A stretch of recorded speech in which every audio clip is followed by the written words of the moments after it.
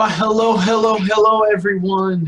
Good morning, good afternoon, or good evening, just depending on when you're able to catch this live video. As always, thank you for the likes, the comments, and the shares. It truly does make a difference for me and those people who you share the information with. So thank you from the bottom of my heart. I really mean it. So today's quote, I think, would really sum up where I was going with this week's conversations. Coming together is a beginning. Staying together is progress. And working together is success. It's by Henry Ford. So today's topic is team performance. And I've done some recent videos, and I talked about communication. I've talked about empowerment. I've talked about execution. So in my 5 points for today on team performance, number 1 is having open communication. All right? What does that look like? In my previous video, I talked about it. It's employee check-ins. It's roundtable discussions. It's having a true open door policy. Having set guidelines for social media, do's and don'ts, and what we do and what cannot be done. And then identifying common goals within the organization and working together as one to be able to accomplish those goals and objectives that we've set for ourselves for this month, this quarter, or this year. Number 2, empower your team. This is one I just briefly talked about. When you're empowering your team, you're asking for input and actually listening. Mama used to say that you were given 1 mouth and 2 ears for a reason. Take more time to listen. So ask for input and listen. Again, this is time you want to have a notebook to write stuff down. Get new ideas. Reinforce with positive feedback.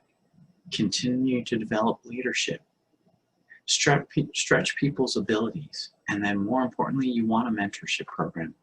This will empower people within your team and allow you to continue to grow in your team performance. Number 3, quickly resolve conflict. All right? There's nothing worse that is going to grab your team's attention than the negativity that is going on. When you can walk into a room and feel the attitudes and the emotions, it needs to be addressed immediately. So quick conflict resolution is a great way to keep up good and great and excellent team performance. Number 4, execution. This is making sure we're making the decisions we need to be making in a timely manner. All right? Putting it off, procrastination will kill every idea that you have going out there. And it allows your competition to get 1 step ahead. Number 2 for execution is hold regular meetings. All right? You want to know exactly what's going on within your staff. You want to be able to make sure that everyone's on the same page. When you ask the team's goals and objectives, is everyone on the same page? Are they all spouting off the same information? Or does it differ? And if so, why? Number 3, you want to set up quarterly objectives. All right, this is important for a business, and that quarterly could look like every 3 months or every 4 months, just depending on what you define as your quarter. But you want those objectives there so you can hit and be able to monitor what is going on, what you're doing well, and what you need to be doing differently. Set long-term goals. All right. Now, it used to be that a long-term goal was 5 years or 10 years, but maybe a long-term goal for you is 2 years out. Whatever that looks like, you need to have exactly what needs to be set in place, set, discussed, and then prioritized. And number 5 is accountability and execution. You cannot execute if you're not holding people and yourself accountable for what you need to get done. Again, tying back in to your team performance, these are crucial points that you need to follow to be able to get your team to perform at top level. And finally, number 5 is consistent in your change management. Look, y'all, there are going to be times where you're going to have to let people know that things have got to change. All right? They cannot stay stagnant, or otherwise your business will start to flop and things will start to happen if you do not stay consistent with your message and grow, develop. Just like you personally, you want to grow and develop as well as your business. All right? And so you want to grow with it. So what do you want to do in change management? Number one, you want to clearly define what the changes are, and then how it aligns with your business goals. Number two, you want to determine the impact of who it's going to affect.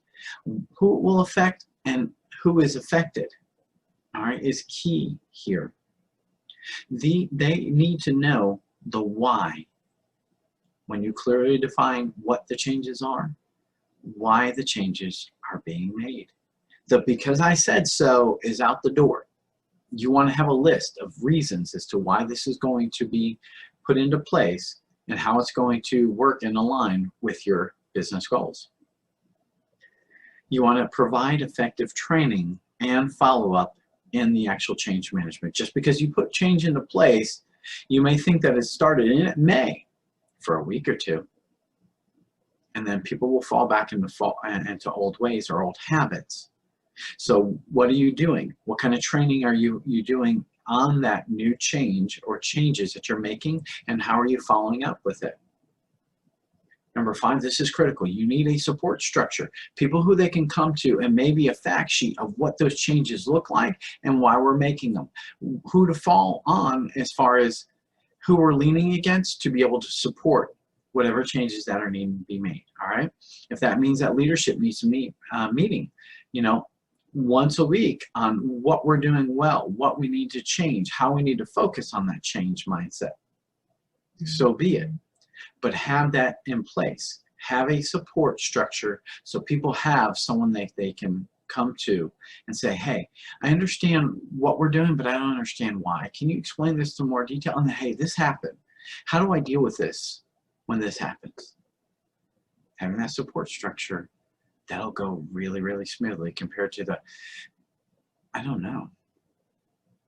It looks much different in a conversation. Number six, the most important thing about change management is being able to measure the progress you're making to make the changes that you need to make. What does that look like? Is it graphs? Is it a monthly meeting at the end of the month to find out what's been implemented? Are there daily objectives that need to be met to be able to maintain this goal or these changes? Okay, but I can tell you when it comes to team performance, having open communication, having a team that feels empowered and that are empowered to do the things that they need to do for all the right reasons, mind you. They need to have what they have to do to be empowered in a position.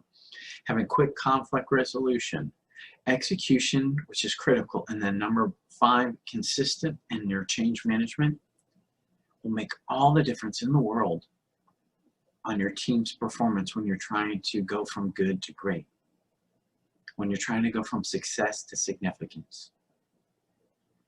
One of the most common acronyms for team is together, everyone achieves more.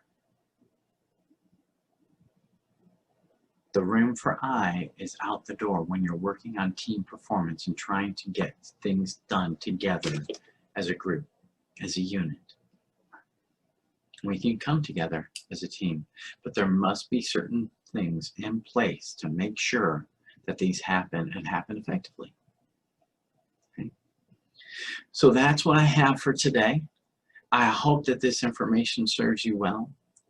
Again, as always, thank you so much for your time and your energy.